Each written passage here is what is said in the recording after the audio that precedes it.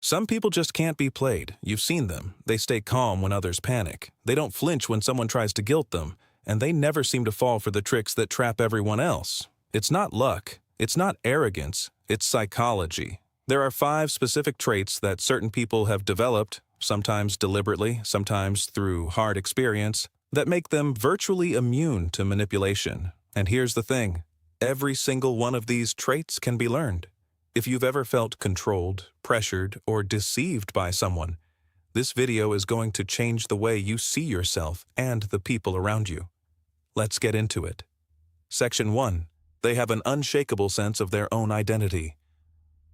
The first and most foundational trait is something psychologists call a strong sense of self.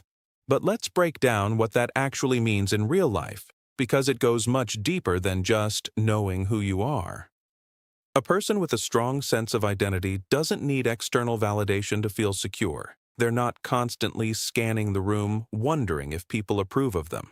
They're not reshaping their opinions based on who they're talking to. And that is exactly why manipulators can't get a grip on them.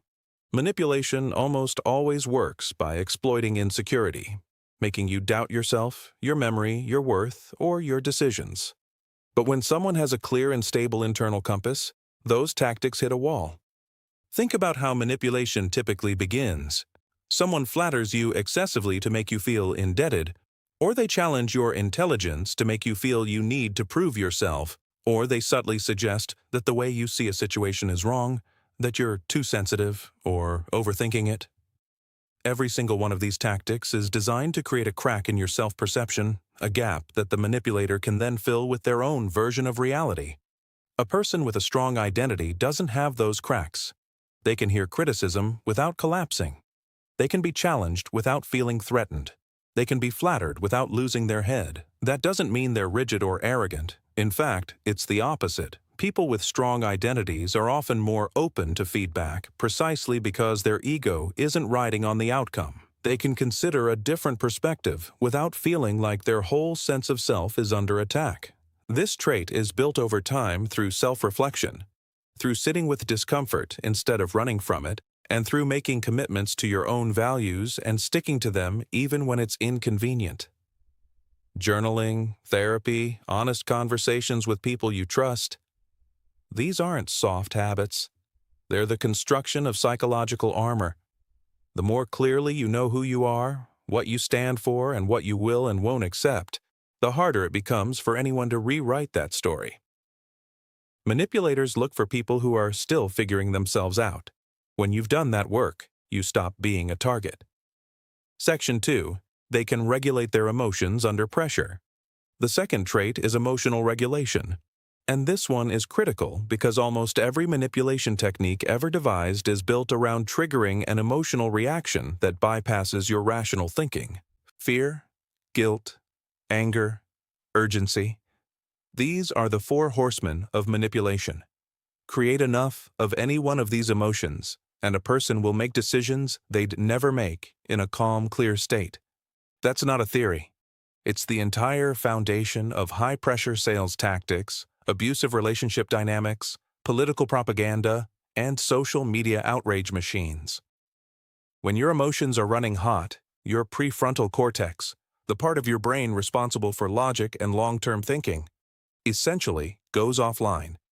Manipulators know this, either intuitively or deliberately, and they exploit it relentlessly. People who are impossible to manipulate have learned how to stay grounded in exactly those moments when someone is trying to destabilize them. They feel the emotional charge. They're not robots, but they don't act from it immediately. There's a pause, a breath, a moment of recognition.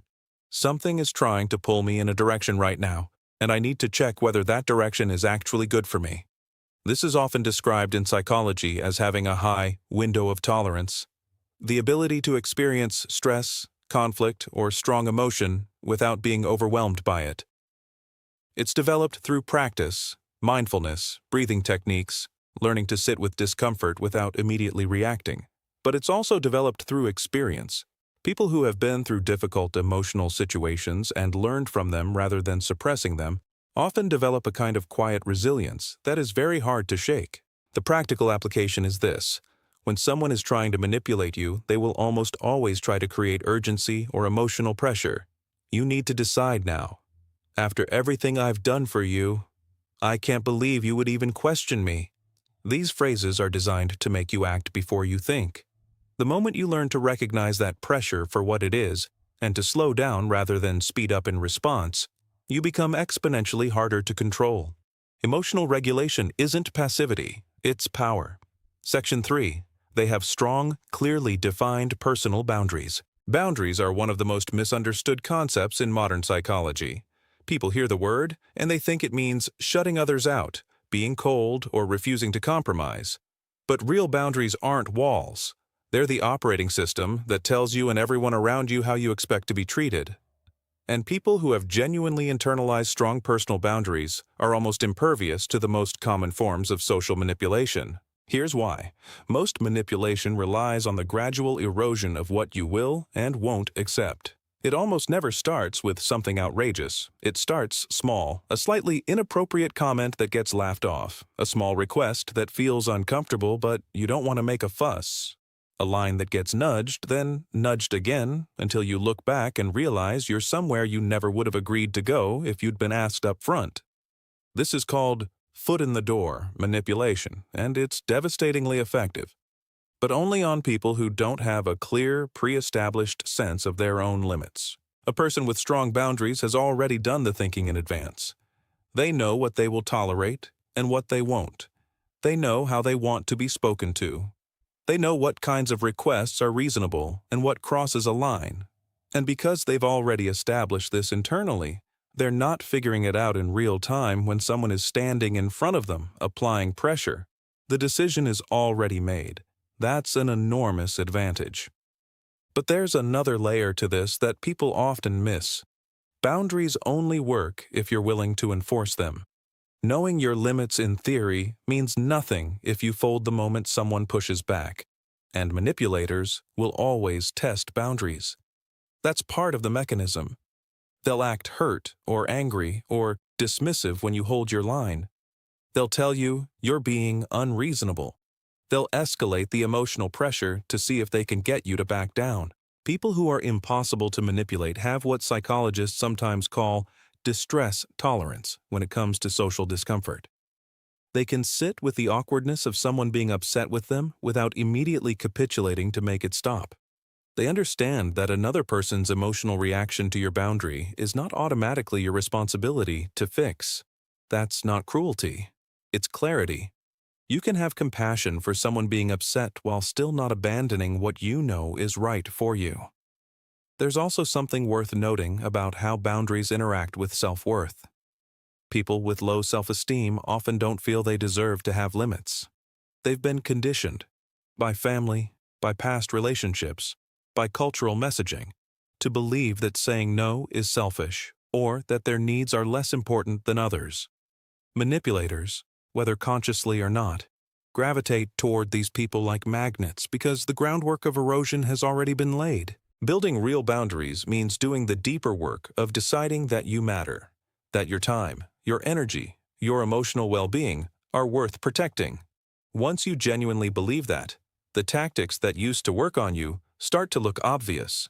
You stop giving people the benefit of the doubt past the point where the doubt is genuinely warranted. You stop over-explaining yourself. You stop apologizing for things that don't require apology, and you stop letting other people define what's acceptable in your own life.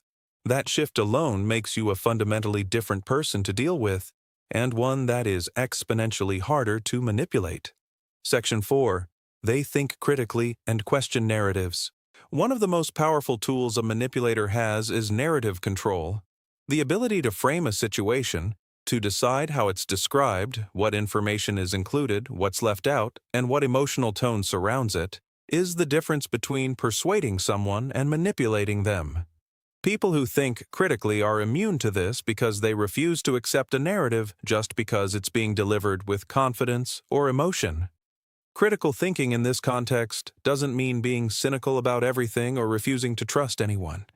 It means having the intellectual habit of asking, what is actually being claimed here? What evidence supports it? What's being omitted? And who benefits from me believing this? These 4 questions, applied consistently, dismantle almost every manipulation attempt you'll ever face. Consider gaslighting, one of the most insidious forms of manipulation, where someone consistently denies or distorts your reality to make you question your own perception. That never happened. You're imagining things. You're too sensitive. Everyone agrees with me, not you. For someone who doesn't think critically about what they're being told, this can be devastatingly effective over time. But a person who automatically asks for evidence, who trusts their own documented experience, who notices when accounts change or contradict themselves, gaslighting simply doesn't work on them. They won't trade their lived reality for someone else's convenient version of events. The same principle applies to more subtle manipulation. Flattery designed to create obligation only works if you accept the framing that being admired means you owe something. False urgency only works if you don't stop to question why the deadline is so critical. Social proof manipulation. Everyone thinks this. Nobody else has a problem with it. Collapses the moment you ask, is that actually true? And even if it is, does popularity determine what's right?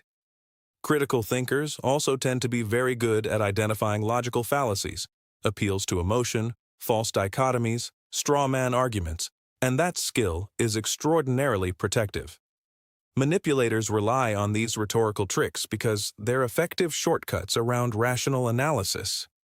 A person who spots the trick immediately diffuses it. This trait is developed through deliberate practice, reading widely, especially material that challenges your existing worldview, engaging with strong counterarguments to positions you already hold, practicing the Socratic method in your own thinking, questioning your own assumptions before someone else does, learning the basics of logical reasoning and common cognitive biases.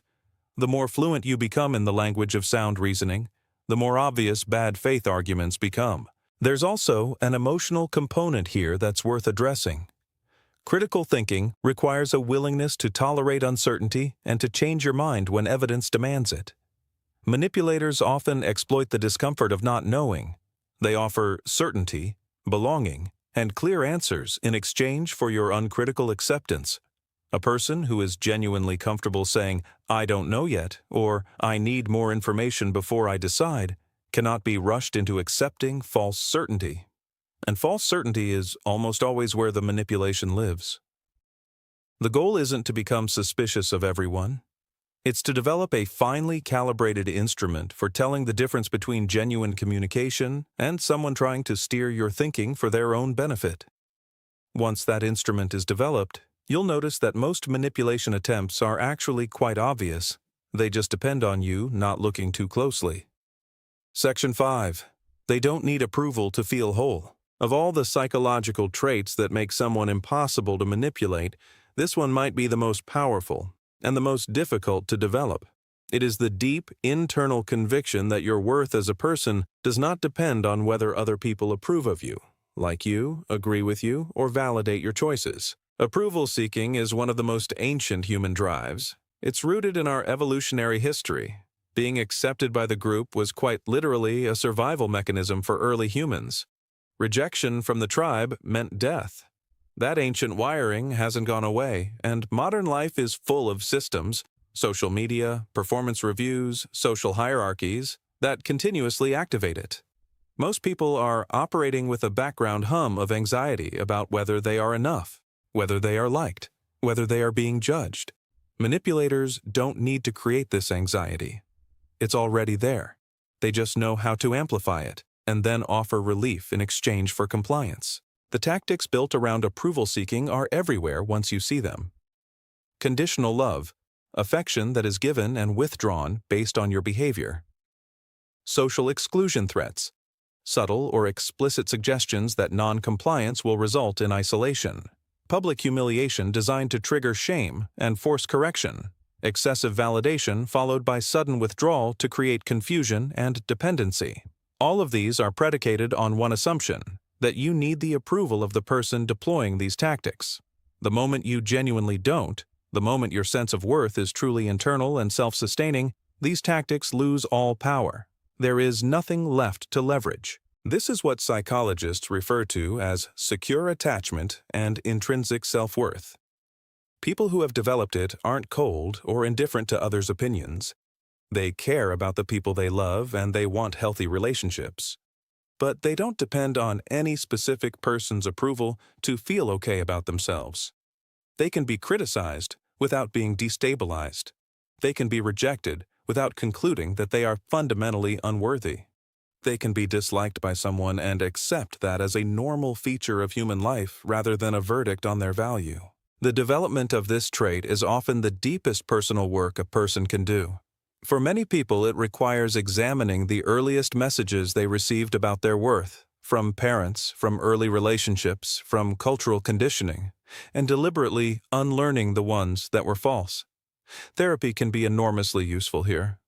So can any consistent practice that builds a relationship with yourself that isn't mediated by others' responses. Creative work, journaling, spiritual practice, physical discipline. But it can also be built through accumulated experience of making choices based on your own values rather than others' expectations, and surviving the discomfort of being disapproved of. Every time you hold a position under social pressure and the world doesn't end. Every time someone withdraws approval and you find that you're still standing.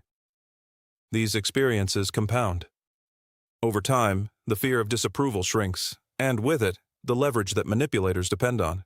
When you no longer need the approval of the person trying to control you, you have removed the keystone of almost every manipulation strategy. They can flatter you, and you won't feel obligated. They can withdraw warmth, and you won't chase it. They can threaten exclusion, and you won't buckle. There is nothing left to hold over you. That is what genuine psychological freedom looks like. These 5 traits, a strong sense of identity, emotional regulation, clear personal boundaries, critical thinking, and internal self-worth, aren't rare gifts. They're skills, built through intentional effort, honest self-examination, and the willingness to do the uncomfortable work of knowing yourself better than anyone else can. Every single person watching this is capable of developing them, and the more you do, the less power anyone has to steer your life in a direction you didn't choose. If this video gave you something real to work with, share it with someone who needs it, because this kind of awareness changes things. Subscribe if you want more content like this, and drop a comment.